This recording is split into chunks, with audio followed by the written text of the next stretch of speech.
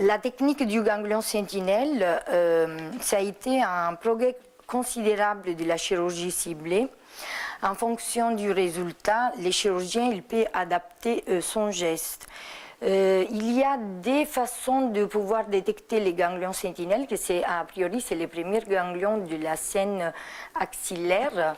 Et dans les points de vue anatomiques, il est plus souvent placé à la base du craie axillaire sur la ligne antérieure. On a des façons pour, comme je disais tout à l'heure, de détecter. C'est l'injection d'un isotope radioactif qui permet d'identifier les ganglions par une scintigraphie qui est effectuée la veille de l'intervention.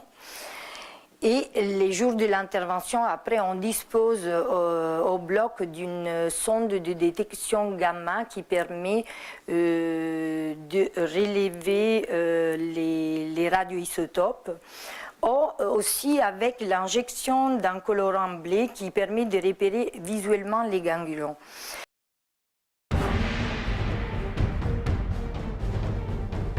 Quand on regarde le taux de récidive à 10 ans, on voit qu'il y a une différence vraiment significative dans les 4 essais. Dans l'essai américain, il y avait, pour le bras chirurgie seule, il y avait 32% des patientes qui ont récidivé. Donc ici, à droite, c'est 32% des patients qui ont récidivé parce qu'il n'y avait pas de radiothérapie. Dans l'essai européen, il y avait 26% des patientes qui ont récidivé parce qu'il n'y avait pas de radiothérapie. Dans l'essai anglais, donc anglais, australien, nouvelle-zélandais, c'était pratiquement 18%.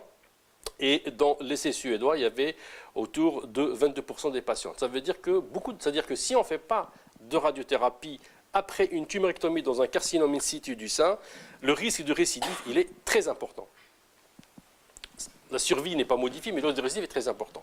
Mais ça, il y a une nuance qu'il faut qu'on la précise.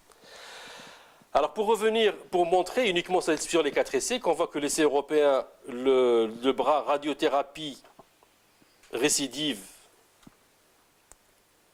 moins par rapport au bras sans radiothérapie.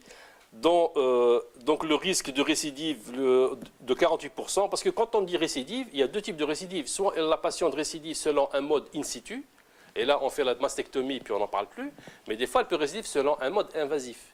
Et ça ce n'est pas bon. Pourquoi c'est pas bon? Parce que si la patiente elle récidive selon un mode invasif, ce n'est pas prouvé statistiquement, mais on sait que les patientes qui ont une récidive selon un mode invasif, il y a un risque de développer des métastases, mais surtout c'est que la survie n'est pas identique dans les 2 groupes, dans la patiente qui récidive selon un mode in situ ou la patiente qui récidive selon un mode invasif. À partir du moment où la survie n'est pas identique, ça veut dire que la survie elle est meilleure dans le groupe in situ, donc pourquoi fermer les yeux sur l'absence de récidive par la radiothérapie?